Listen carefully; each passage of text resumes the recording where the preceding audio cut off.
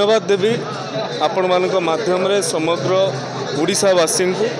जो मैंने ओडिशा रे भी अच्छी ओडिशा बाहर भी अच्छी पाखापाखि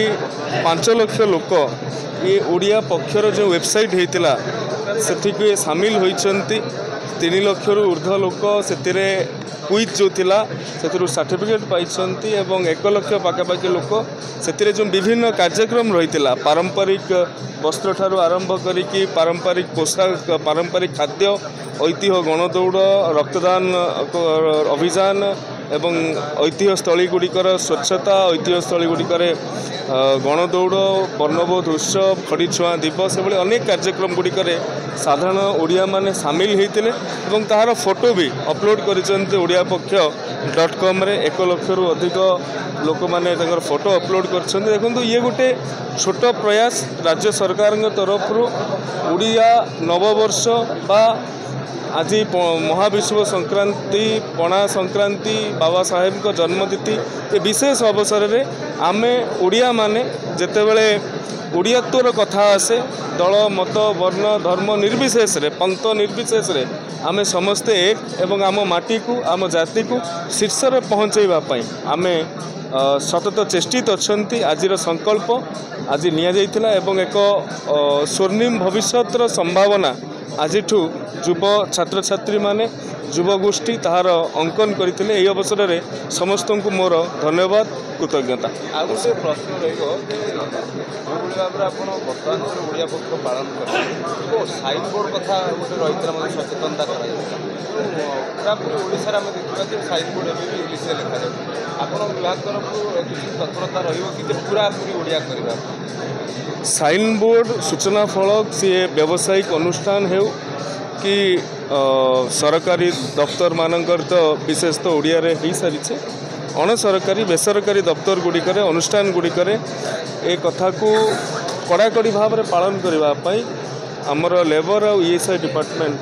से ध्यान प्रदान करुछंती एवं ओडिया भाषा साहित्य संस्कृति विभाग केवल अन्य विभाग उपर निर्भरशील न रहीकि यह एक सचेतनता माध्यम सबू कथार नाली आखि देखले ता संभवपर हो पारन जितेबले ये जन भागीदारी सहित जड़ित तेणु सचेतनता ही यार गोटे बड़ माध्यम कहले अत्युक्ति हेब ना ओडिया पक्षरे आमे ओडिया नामफलक सचेतनता अभियान पदयात्रा पाखापाखि 30टा जिलार 88 रु अधिक स्थान में अनुष्ठित होता एवं आमे माने भी आगु को ये कथा को केभली भाव में लोक मानक भितर नहीं हम जो माने आमर योजना अच्छी जो माने ओडिया रे नाम फलक लिखिबे इंग्राजी लिखि अन्य भाषा लिखि ओडिया लिखिबे तांको धन्यवाद जनइबा कृतज्ञता ज्ञापन करवा निजे मुझे ये अभियान में सामिल हेबी एवं समस्त जनप्रतिनिधि मान दलमत निर्विशेष सामिल करें धन्यवाद। गौरवर विषय